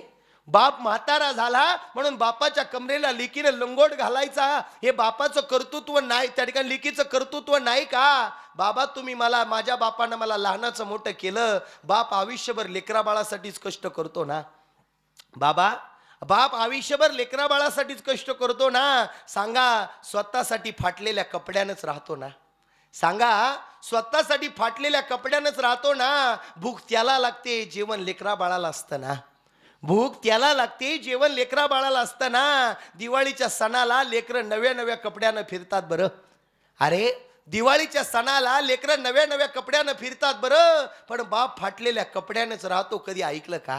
ऐका ना, कधी बापाला तुम्ही म्हटलात का, बाबा जेवलात का? अरे तुम्ही कधी बापाला म्हणलात का, जेवलात का? काही लोक अशी आहे का बापाला म्हणणारी, तुम्ही आमच्यासाठी काय केलं? अरे अशी काही लोक आहे बापाला म्हणणारी, तुम्ही आमच्यासाठी काय केलं? अरे ज्या बापाला तुमच्यासाठी काय नाही केलं ते विचारा. काही लोक म्हटले बाप काय असतो हो? काही लोक म्हणले बाप काय असतो हो, ना आई काय असते हो? जेव्हा आई बनते आणि जेव्हा बाप बनतो तेव्हा कळतं बाप काय असतो हो. ऐका ना, त्यावेळेला द्रौपदीनं दिलेलं उत्तर लई गोड होतं. तो साधू नव्हता, तो जगाचा मालक होता. अहो देवाच्या डोळ्यातून खळाखळा पाणी उतरलं. ऐका, देवाच्या डोळ्यातून खळाखळा पाणी आलं आणि जगाचा मालक डसा रडला. साधूच्या डोळ्यातले अश्रू द्रौपदीनं पुसले आणि साधूला द्रौपदी विचारते, साधू बाबा मी चुकीचं बोलले का? साधू बाबा मी चुकीचं बोलले का? आणि कृष्णाने मिठी मारून सांगितलं, पुरी तुझ्यासारखी लेक प्रत्येक बापाला असावी. काय म्हणे? द्रौपदे, अगं तुझ्यासारखी लेक प्रत्येक बापाला असावी. अगं सासरला काही काही लेकी राहतात, पण माझा माहेरचा बाप जेवला की नाही काळजी करते, तिचं नाव लेक आहे. काय वाटतं मावशी, लेकीचं आणि बापाचं लई अतूट नातं असतं गड्या. द्रौपदीला सांगितलं, पुरी लई लई भाग्यवान पोरगी आहेस तू. ए पुरी, पांडवांची धर्मपत्नी ना, ऐक पुरी, आज तू या म्हाताऱ्याला बाप मानलं ना, ज्या दिवशी तुझ्या वस्त्राला कोणी हात लावेल ना, काय म्हणे, ज्या दिवशी तुझ्या वस्त्राला कोणी हात लावेल ना, त्या वस्त्राचं रक्षण करायला हाच बाप तुझ्यासाठी राहील. ध्यानात ठेवा महाराज, दुःशासनानं वस्त्र खेचलं तर जगाच्या मालकानं त्या दुःशासनाला वडता वडता थकून गेला दुःशासन, पण अंगावरचं वस्त्र त्या ठिकाणी कमी पडू दिलं नाही. त्याचं नाव भगवंत आहे. म्हणून महाराज जसं पेराल तसं उगवणार आहे. महाराज, तुम्ही परमार्थ केला तर कमी पडणार नाही. म्हणून जीवनामध्ये परमार्थ करा, भजन करा, चिंतन करा, नामस्मरण करा. नामस्मरणाशिवाय आणि भगवंताच्या भजनाशिवाय काहीच नाही. आवरायचं. महाराज, आज आपण सर्व माईबाप वृंद या ठिकाणी उपस्थित आहात. पुन्हा एकदा आपल्या सर्व पंचक्रोशीचा एक महाराज देवदूत, ऐका बरं का, आता जाता जाता ऐका, आपल्या पंचक्रोशीचा एक देवदूत त्या ठिकाणी आपल्याकडून निघून गेला. महाराज, फक्त आता एक राहिलं, पार्वता आई जोपर्यंत जिवंत आहे, ऐका, ती आई, त्या माऊल्या जोपर्यंत जिवंत आहे, त्या कुटुंबाला, त्या परिवाराला एक विनंती करून जायचं आहे. जोपर्यंत, ऐका ना, ती पार्वताबाई म्हातारी आई जिवंत आहे, तोपर्यंत त्या परिवारानं मरेपर्यंत तिच्या डोळ्यात पाणी येऊ देऊ नका. पाहिजे तेवढी तिची काळजी करा, तिचं जेवढी सेवा कराल तेवढी श्रद्धांजली आपल्या शेठला लागल. आलेल्या सर्वांच्या वतीनं या साहेबांना, माधव शेठ साहेबांना आपण भावपूर्ण श्रद्धांजली समर्पित करू. सगळ्यांचा प्रेमाचा आधार गेला. मावशी, काकू, ताई, आका, दादा, तात्या, मामा, काका, साहेब, मी आहे ना तुमच्या पाठीशी. हा म्हणणारा आवाज आता परत दिसणार नाही. आपण सगळे पांडुरंगाला हात जोडून विनंती करा, पांडुरंगा, आमच्या देवदूत साहेबाला, आमच्या देव माणसाला तुझ्या सेवेकरता जागा दे, एवढीच पांडुरंगाकडे विनवणी करू. सेवेला विराम देऊ. विठ्ठल विठ्ठल विठ्ठल विठ्ठल विठ्ठल पुंडलिक वरदे हरी विठ्ठल श्री ज्ञानदेव तुकाराम पंढरीनाथ भगवान की जय. अनेक श्रद्धांजली आपण शनिवारी श्रद्धांजली सभा घेतली विजय बापू, त्यावेळेसही या ठिकाणी अनेक मान्यवर मंडळींनी आपल्या भावनांना मोकळी वाट करून शब्दांच्या रूपाने दिली. परंतु आज आपण सर्व ज्या दुःखद अंतकरणानं उभे या ठिकाणी उपस्थित आहात, त्याच दुःखद अंतकरणानं मीही या गावचा नागरिक माधव शेठ यांचा एक मित्र म्हणून आपल्या सर्वांच्या वतीनं माधव शेठ यांना या ठिकाणी श्रद्धांजली, त्यांच्या कार्यकर्तृत्वाचा गौरव, त्यांच्या कुटुंबाची ओळख म्हणून या ठिकाणी करून देणार आहे. आपल्या सर्वांच्या श्रद्धांजली या ठिकाणी मी समर्पित करतो. दरम्यानच्या काळात या ठिकाणी आदरणीय गुंजाळ पाटील या ठिकाणी आलेले आहेत, त्यांचे मी मनपूर्वक स्वागत करतो. सरपंच कैलासप्पा आलेत, आपले स्वागत. पंडितजी गुंजाळ, रमेशराव गुंजाळ, आदरणीय धीरज शेठ गुंजाळ, भरतजी वरपे, अनेक मान्यवर मंडळी या ठिकाणी आले. त्या सर्वांच्या श्रद्धांजली समर्पित करून मी आपल्या सर्वांच्या वतीनं आपल्याच या भावना आहेत त्याच भावना मी या ठिकाणी शब्दरूपानं व्यक्त करतो. खरं तर काही माणसं जन्मता मोठी असतात, काहींवर मोठेपणा लादला जातो, पण जी माणसं स्वतःच्या कर्तृत्वावर मोठी होतात तीच माणसं समाजात आपलं अस्तित्व निर्माण करतात आणि गेल्यानंतरसुद्धा स्मृतिगंध कायम तुमच्या आमच्या मनावरती ठेवतात. असं व्यक्तिमत्व म्हणजेच माधव शेठ. आणि त्याच व्यक्तिमत्वाचा खरं तर या ठिकाणी शब्द रूपानं मी श्रद्धांजली अर्पण करतो. आज माझ्या गावातील सर्व ग्रामस्थ, ज्येष्ठ मंडळी, पंचक्रोशीतील सर्व बंधू भगिनी, संगमनेर अकोले तालुक्यातील सर्व मान्यवर मंडळी, सर्व क्षेत्रातील मान्यवर मंडळी आज या ठिकाणी आपण माधव शेठ यांना अखेरची श्रद्धांजली देण्यासाठी उपस्थित आहात.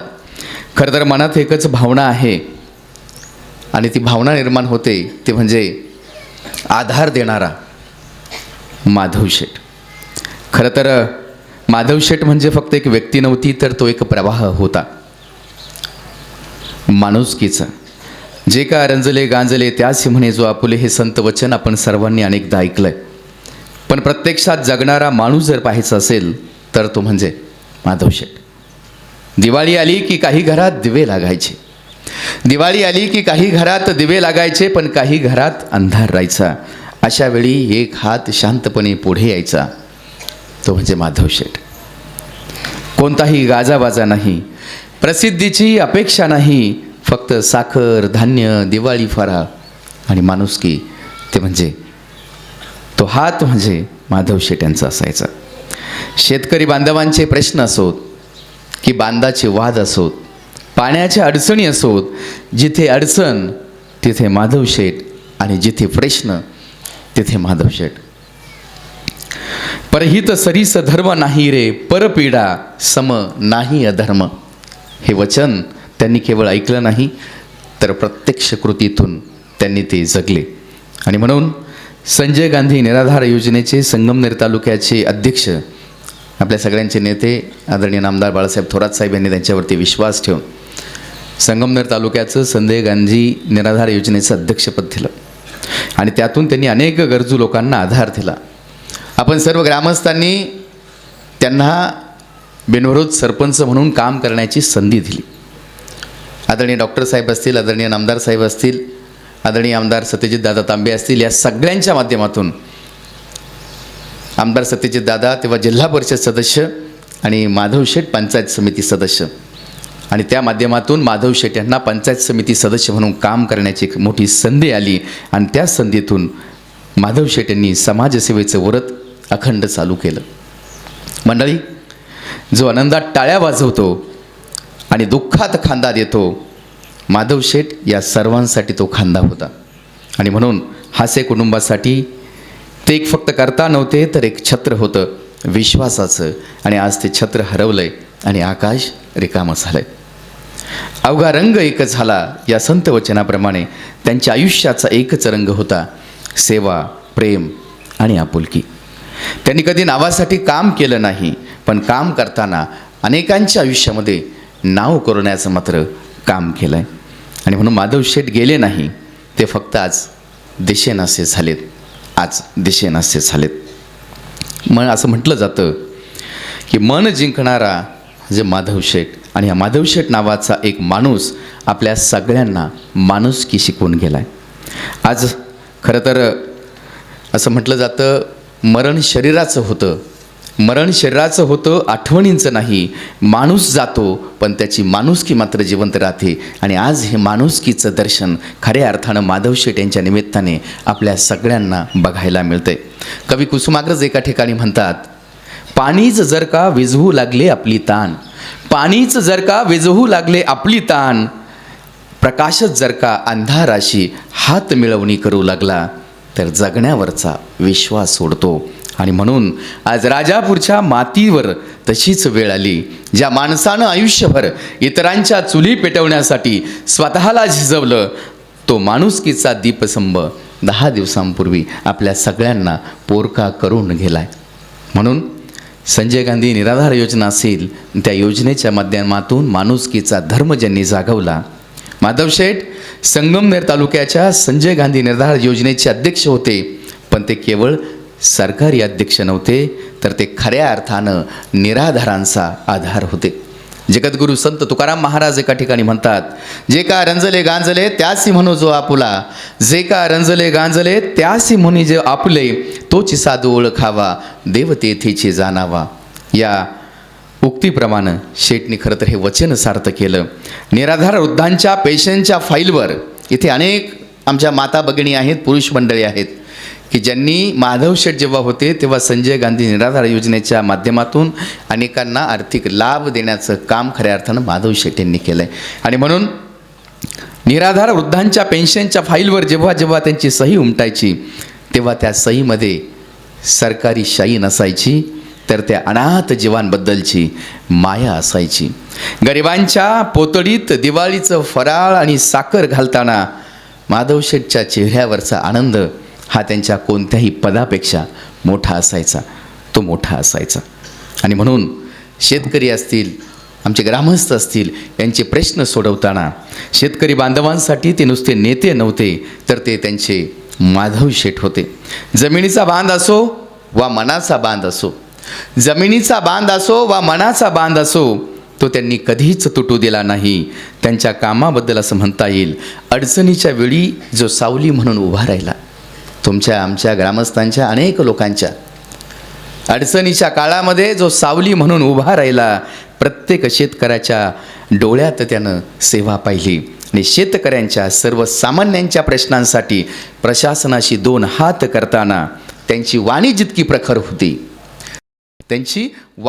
प्रखर होती, तितकंच त्यांचं हृदय गरिबांच्या दुःखामध्ये हळवं होतं. महाराजांनी सांगितलं, एखाद्या माईच्या लेकीचं लग्न असेल तर आपसूक हात खिशात जायचा आणि दारात आलेला माणूस कधी रिकाम्या हाती जायचा नाही. असं कर्तृत्व माधव शेट यांचं होतं. कोरोनाच्या काळात 8-10 दिवस मित्रपरिवाराच्या माध्यमातून त्यांनी सातत्यानं अन्नदान केलं. अन्नदान ते घरापर्यंत पोहोचवलं. सर्वसामान्य गोरगरीब कुटुंबातील मुलीच्या लग्नाला 1 क्विंटल साखर देण्याचा त्यांचा हा प्रामाणिक प्रयत्न असायचा. गेले अनेक वर्षांपासून आपण सगळे ग्रामस्थ बघतोय, वडिलांच्या जाण्यानंतर आणि तेव्हापासून आजपर्यंत किंबहुना त्यांच्या अंत्यविधीला सुद्धा फुलं म्हणजेच वखारीतून जी लाकडं यायची ती माधव शेठच्या वखारीतली असायची आणि ती सातत्यानं कोणतीही अंत्यविधी असू देत, लाकडं फुलं ही माधव शेठच्या वखारीतली असायची. त्यांनी एक निश्चय केला होता की जितकं देता येईल तितकं देत राहायचं, जितकं देता येईल तितकं देत राहायचं, जितकं करता येईल तितकं करत राहायचं, परंतु मागे नाही हटायचं. हा त्यांचा निश्चय, हा त्यांचा बाणा कायमच खऱ्या अर्थानं पुढे राहिला आणि तो तुम्ही आम्ही अनुभवला. गावकी असेल, भावकी असेल, माता भगिनी, पुरुष मंडळी, या पंचक्रोशीमध्ये कोणतंही भांडण असेल, ते सरकारी कार्यालयापर्यंत गेलं असेल किंवा पोलीस स्टेशनपर्यंत गेलं असेल तर ते तिथून बिनदिक्कत पुन्हा व्यवस्थित करून त्याचं उत्तर घेऊन मागे आणण्याचा हातखंडा माधव शेट यांचा होता. आणि म्हणून लोक म्हणायचे की माधव शेठचं हे एक न्यायालय आहे. माधव शेट कधी स्पष्ट बोलत असतील, माधव शेट कधी जिखाजिखी करत असतील, माधव शेट कधी डायलॉग करत असतील, माधव शेट कधी हसत असतील, परंतु तो आलेला प्रसंग कितीही बाका असू द्या, अडचणीचा असू द्या, दुःखाचा असू द्या, त्यातून मार्ग निघायचा असं हे न्यायालय होतं. आणि म्हणून हे सगळे मित्रपरिवार आजही आवर्जून म्हणतात की 24 तास उघडं असलेलं हे कोर्ट 10 दिवसांपूर्वी बंद झालं. आणि प्रत्येक घराला बाप हा आधार असतो. मग तो भाऊ असू दे, भाऊजाई असू दे, पत्नी असू दे, आई असू दे, मुलं असू दे, सुना असू दे, नातवंड असू देत, या सगळ्यांसाठी महाराजांनी खूप सुंदर वर्णन केलं आहे. बापाची जागा कोणी घेऊ शकत नाही. जगामध्ये सगळं काही मिळेल, परंतु बाप मात्र परत विकत घेता येत नाही. आणि म्हणून माधव शेट यांचा मित्रपरिवार आज पोरका झाला आहे. प्रचंड मोठा मित्रपरिवार. मग माधव शेट गावातून एखादं लहान 4-6 वर्षाचं जरी पोरगं चाललं ना महाराज, तरी गोट्या इकडे गळ्यात हात घालणार आणि आपुलकीनं त्याच्याशी बोलणार. ओळखीचा नसू द्या, पण वाटलंय त्याच्याशी बोललं पाहिजे. माधव शेट त्याच्या गळ्यात हात घालायचे. काय रे, तो कोणाचा, कोणाच्या घरातला, तू कुठे राहतो, काय करतो हे नव्हे, जाऊ द्या. गावातून येणारा जाणारा एखादा पाहुणा जर ओळखीचा असेल तर आवर्जून हात करणार, थांबणार, विचारपूस करणार, त्या पुरीची विचारपूस करणार, त्या जावयाच्या गावच्या जावयाची विचारपूस करणारा माधव शेट हे व्यक्ती होतं. आणि म्हणून आज आमच्या सगळ्या मित्रपरिवारामध्ये, आज खरं तर मित्रपरिवारासाठी आरसा म्हणून ज्यांनी काम केलं, आमचे विष्णुपंत रहाटळ, आमचे द्राक्ष बागायतदार, उद्योजक, त्याचबरोबर डाळिंब शेतीचे सल्लागार प्रमोद शेठ देशमुख या ठिकाणी उपस्थित आहेत. आणि म्हणून दुःख अडवा या उंबऱ्यासारखं, दुःख अडवा याला उंबऱ्यासारखं, मित्र असावा वनव्यासारखा, म्हणजे मित्र असावा खरं तर वनव्यामध्ये गारव्यासारखा, असं मित्रांमध्ये खऱ्या अर्थानं माधव शेठ होते. विनायक आणि अंजली हे 2 नाव माधव शेठ यांच्या ओठांवरती कायम राहायचं. माझा भाऊ ऑस्ट्रेलियाला आहे आणि माझ्या भाऊजाईचा डोक्यावरचा पदर कधी पडत नाही, हे आवर्जून सांगणारा माधव शेठ होता. म्हणजे किती प्रेम आणि माया असावी, भावाचं कौतुक किती गावं. माझी भाऊजाई परदेशात आहे, ऑस्ट्रेलियासारख्या एका नामांकित देशामध्ये आहे आणि तिथे ज्ञानदानाचं काम करते. परदेशातले माणसं कसे कपडे घालतात, माझ्या भाऊजाईच्या डोक्यावरचा पदर पडत नाही, हे आवर्जून सांगणारा माधव शेठ होता. मंडळी, ज्या माय माऊलीनं खऱ्या अर्थानं माधव शेठ ढवळे महाराजांनी सांगितलं, आमच्या मातोश्री या ठिकाणी आहेत माधव शेठच्या, पार्वतीबाई. आईचं नाव पार्वती, पोराचं नाव माधव. हे काय देवानं गणित केलं असेल माहीत नाही महाराज, परंतु आईच्या देखता पोरानं या येहलोकीचा प्रवास संपावा आणि परलोकी जावं, हे आईच्या मनाला अत्यंत वेदनादायी आहे. परंतु माधव शेठ, खरं तर आज माधव शेठ यांचे भाऊ, भाऊजाई, पुतण्या, त्याची बायको सगळे ऑस्ट्रेलियाला आहेत. परंतु माधव शेठला त्यांचा कायम अभिमान वाटायचा. आणि त्याच्याही पुढे जाऊन जर सांगायचं ठरलं तर माधव शेठ यांच्या पत्नी आदरणीय सत्यभामा यांचा एक मोठा आधार केला. अरुण तथा शिवाजी असेल, सुदर्शन असेल, यांचा बाप नावाचा आज छत्र हरवलं. प्रतिभा आणि स्नेहल डॉक्टर निकिता या सुना असतील, आणि ज्याच्यावरती सगळ्यात जास्त जीव असायचा माधव शेठ यांचा, लेकापेक्षा तो नातू उदय असेल, ईश्वरी असेल, या सगळ्यांना पोरकं करून खरं तर आज माधव शेठ आपल्या सगळ्यांतून गेलेत. आणि मंडळी, जिथे जिथे फुले वेचली जातात तेथे काट्यांचा सडा आहे. जिथे जिथे फुले वेचली जातात तिथे काट्यांचा सडा आहे. ज्यांनी सावली दिली सर्वांना, तोच आधारवड आज विसावला आहे. तोच आधारवड खऱ्या अर्थानं 10 दिवसांपूर्वी विसावला आहे. त्यांच्या जाण्यानं आमच्या या हास्य परिवाराच्या अंगणात जो रिकामेपणा आला आहे, तो केवळ तो वेळच भरून काढू शकतो. खरं तर मंडळी, शेवटी एवढंच म्हणेल, काही माणसं ही शरीरानं जातात, परंतु त्यांनी पेरलेली माणुसकी बापू कधीच संपत नाही. आणि माधव शेठ, तुम्ही सरपंच म्हणून गावाला दिशा दिली, पंचायत समिती सदस्य म्हणून तालुक्याची सेवा केली, संजय गांधी निराधार योजनेच्या माध्यमातून अनेकांना आर्थिक हातभार दिला, पण त्याही पलीकडे जाऊन तुम्ही एक उत्तम माणूस म्हणून जगलात आणि सर्वांचं हृदय जिंकलं. आणि म्हणूनच माधव शेठ, आपल्या जाण्यानं आम्हा हास्य परिवार, आम्हा मित्रपरिवार, आम्हा ग्रामस्थ आणि तमाम आपले सर्व मित्रपरिवार यांच्यावरती एक मोठी शोककळा आहे. आणि म्हणूनच मंडळी, आज हाती नाही येणे, हाती नाही जाणे, हसत जगावे, हसत मरावे, हेच जीवन गाणे, या उक्तीप्रमाणे माधव शेठ जगले. 65 वर्षाचं आयुष्य खऱ्या अर्थानं जगणारा माणूस म्हणजे माधव शेठ. आणि त्यांना आज आपण 10 दिवसांनंतर ही अखेरची तिलांजली देण्यासाठी आलो. परंतु महाराज, असं म्हटलं जातं, देणाऱ्याने देत जावे, घेणाऱ्यानं घेत जावे, देणाऱ्याने देत जावे, घेणाऱ्यानं घेत जावे. आज या श्रद्धांजलीच्या निमित्ताने तुमच्या आमच्या या सगळ्यांच्या आयुष्यामध्ये आपण काय घेऊन जावं माधव शेठ यांच्याकडून या दशक्रियेच्या निमित्ताने, तर ते म्हणजे तुम्ही आम्ही आपल्या स्वतःची काळजी घेणं. माधव शेठचं जाणं ज्याच्यामुळे झालं ते म्हणजे आरोग्य, आणि आरोग्याची काळजी तुम्ही आम्ही घ्यावी. आला सास गेला सास देवा तुझं रे तंतर, जन्म मरण एका श्वासाचं रे अंतर. बहिणाबाई चौधरींनी खूप सुंदर वर्णन केलं आहे. आणि म्हणून तुमच्या आमच्या आयुष्यामध्ये, तुमच्या आमच्या घरामध्ये माधव शेठ सारखं जाणं हे अजिबात कुणाला पटणार नाही. मंडळी, महाराष्ट्रामध्ये स्वर्गीय अजितदादा पवार यांच्या दुःखद निधनानंतर जेवढी हळहळ लोकांनी निर्माण केली, जेवढी हळहळ मनामध्ये निर्माण झाली, तेवढी हळहळ तुमच्या आमच्या मनामध्ये माधव शेठच्या जाण्यामुळे झाली. हे आपल्याला डावळून चालणार नाही. कारण की कार्य करणारा माणूस जेव्हा जातो, आपला माणूस जेव्हा जातो, तेव्हा नक्कीच तुमच्या आमच्या मनामध्ये एक वेदना निर्माण होतात. आणि ही वेदना परत आपल्या गावामध्ये निर्माण होऊ नये म्हणून मला असं वाटतंय की आयुष्यात आणि या जीवनामध्ये येणाऱ्या प्रत्येक वर्षी प्रत्येकानं रक्ताच्या चाचण्या कराव्यात, हृदयाच्या चाचण्या कराव्यात, आपली आरोग्य तपासणी करावी.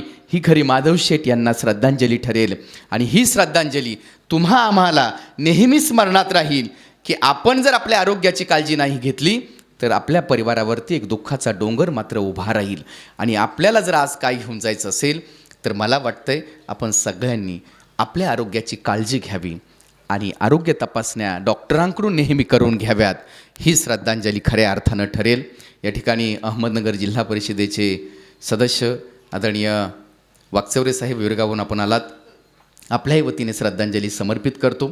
आपण सर्व ग्रामस्थ या ठिकाणी उपस्थित आहेत.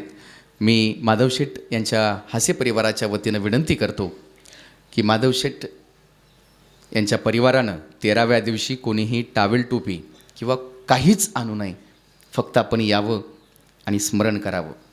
आणि दुसरं एक, माधव शेटनं पंत खूप वेळा अन्नदान केलं आणि आज मात्र आपण सगळ्यांनी माधव शेठच्या दशक्रियेच्या निमित्ताने त्यांनी दिलेलं अन्न आज आपल्याला कडू लागेल, परंतु 2 घास मात्र आपल्याला प्रसादाची घेऊन जावे लागतील. ही माधव शेठ यांना श्रद्धांजली ठरेल. आणि शेवटचं वाक्य, माधव शेठचे विचार.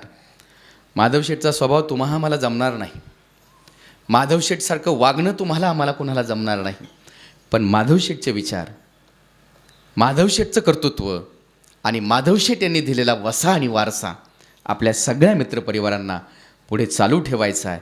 एका दिलानं एकत्र येऊन एकपणे एकसंगपणे गावाच्या विकासासाठी जे जे करता येईल, एक दिलानं एक संघानं जे जे करता येईल ते सगळ्या मायमाऊली, माझ्या बंधू भगिनी या सगळ्यांनी एकत्र येऊन गावचा विकास कसा करता येईल याचा विचार आपल्याला मात्र करायचा आहे.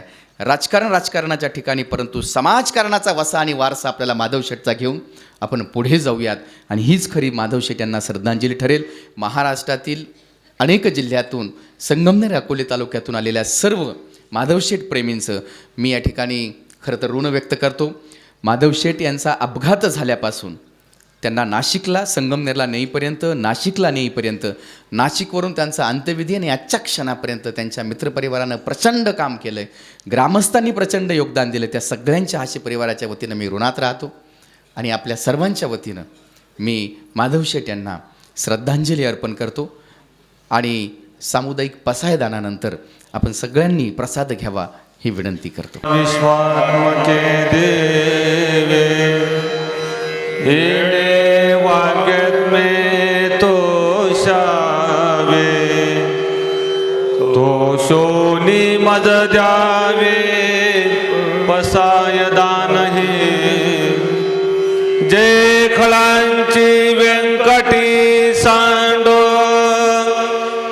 तया सत्कर्मी रती वाढो, भूता परस्परे पडो मैत्र जीवांचे, दुरितांचे तिमिर जावो, विश्व स्वधर्म सूर्य पाहू, जो जे वांचिल तो ते लाहो प्राणी जात, वर्षत सकळ मंगळी ईश्वर निष्ठांची मांदियाळी, अनवरत भूमंडळी भेटतो तया भूता, चल कल्पतरूंचे आरव, चेतना चिंता मनीचे गाव, बोलते जे अर्णव पियुषांचे, चंद्र में जे अलंछना, मार्तंड घेता पहिन, ते सर्वाई सदा सज्जन स्वैर्य होतो, किंबहुना सर्व सुखी पूर्ण होणे तिही लोकी, भजिजो आदि पुरुखी अखंडित, अनिरंत पजविये विशेषी लोकीये, दुष्टादुष्ट विजय होवावी जे, येत म्हणे श्री विश्वेश्वरा, होईल दान पसावा, येणे वरे ज्ञान देवो सुखिया झाला, येणे वरे ज्ञान देवो सुखिया झाला, येणे वरे ज्ञान देवो सुखिया झाला. हरि ओम शांती. स्वामी